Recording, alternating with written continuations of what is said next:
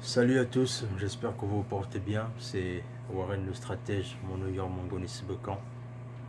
Voilà, je vais faire un petit message rapide. C'est à l'issue d'une conversation que j'ai eue avec quelqu'un et je réalise que on doit beaucoup faire des efforts en fait. Et dans les efforts qu'on doit faire, il y a tellement à faire.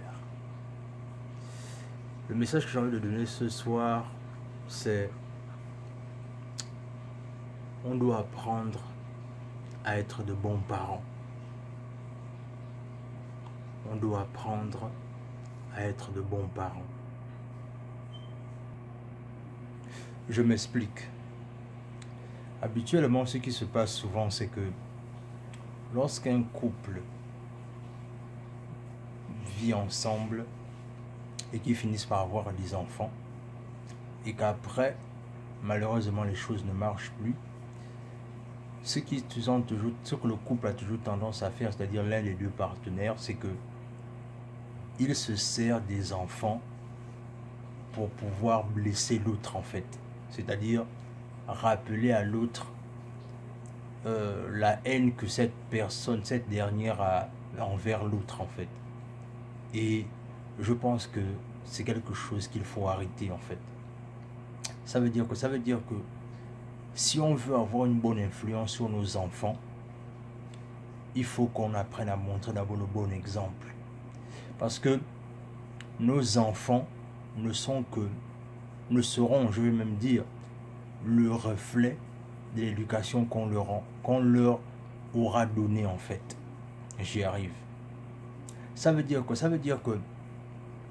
si tu es une femme et que pour plusieurs raisons, les choses n'ont pas marché avec le père des enfants, c'est pas la peine de mettre ta frustration sur les enfants en fait, parce que les enfants ne sont pour rien. Ou encore, c'est pas parce que ça n'a pas marché avec le père des enfants que tu dois priver le père de pouvoir voir ses enfants. Parce que l'histoire que j'ai écoutée aujourd'hui, c'était l'histoire d'un père en fait qui était abattu parce qu'il n'a pas la possibilité de voir sa fille grandir en fait. Et au-delà du fait que on a toujours tendance à dire que l'enfant est toujours plus proche de sa mère, ça c'est tout à fait vrai. Mais au bout d'un certain temps, quand l'enfant grandit, l'enfant a besoin d'un équilibre pour pouvoir avoir une bonne personnalité.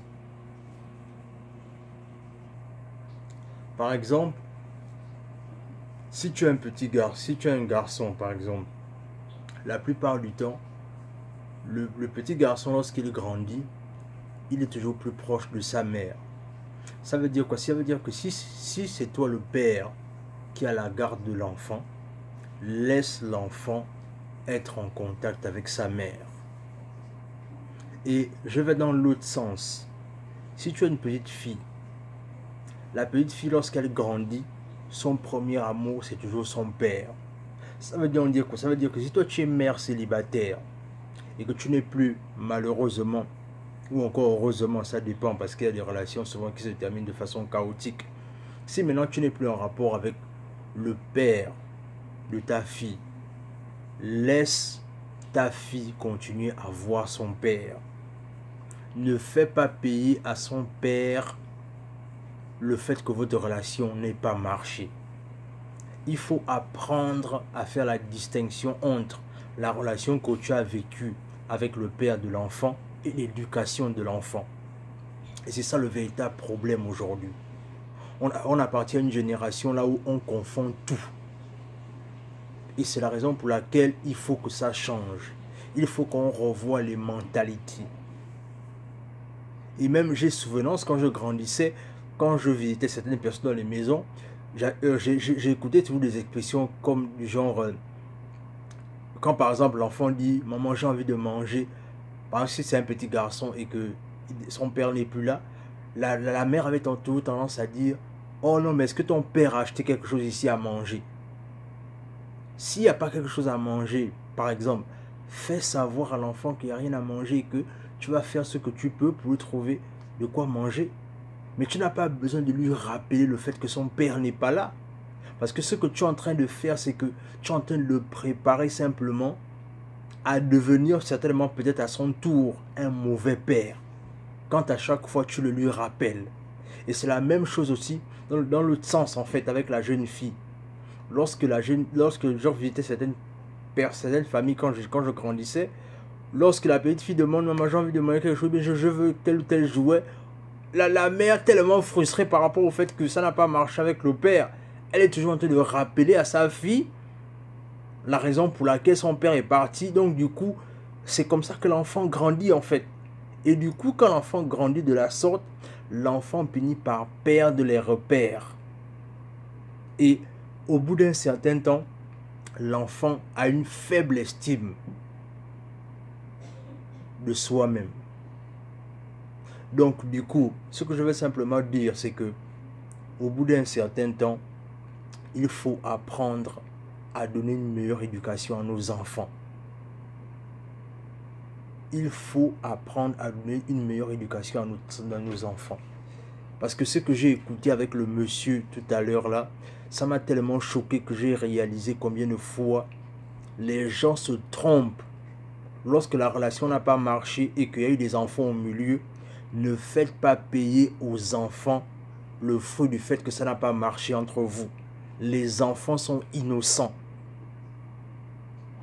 Gardez le fait que, au-delà du fait que ça n'a pas marché entre vous, grandissez du fait que ça n'a pas marché entre vous et essayez de donner à vos enfants une meilleure éducation.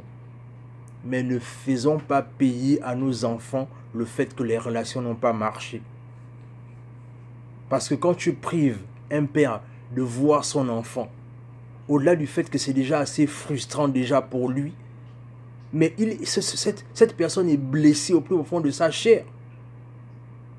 C'est-à-dire, il est d'abord blessé du fait que ça n'a pas marché entre vous, mais ok, il est passé à autre chose. Mais au moins, il veut s'accrocher au fait que l'enfant qui est entre vous, il veut créer une certaine complicité entre vous, entre l'enfant et lui, mais toi, tu lui prives la possibilité de voir son enfant, sous prétexte du fait que tu es toujours en colère par rapport au fait que ça n'a pas marché entre vous. Mais quel est, j'ai envie de dire ça comment, quel est le soubassement mental que tu vas donner à cet enfant-là quand tu le prives, ou quand tu le prives, peu importe, c'est selon, moi je parle pas le français, j'essaye, bref, je suis fort. J'essaie simplement de dire que quand tu prives à un enfant de visiter son père, au-delà du fait que ça n'a pas marché entre vous, regarde un peu le désordre psychologique que tu crées à l'enfant. Donc, parents, faisons tout pour avoir une bonne éducation sur nos enfants et faisons tout pour donner le bon exemple. Parce que demain après-demain, nos enfants seront simplement le fruit de l'éducation qu'on aura donnée maintenant. C'était Warren le stratège, mon Oyor Mongone Sebekan. Je vous remercie.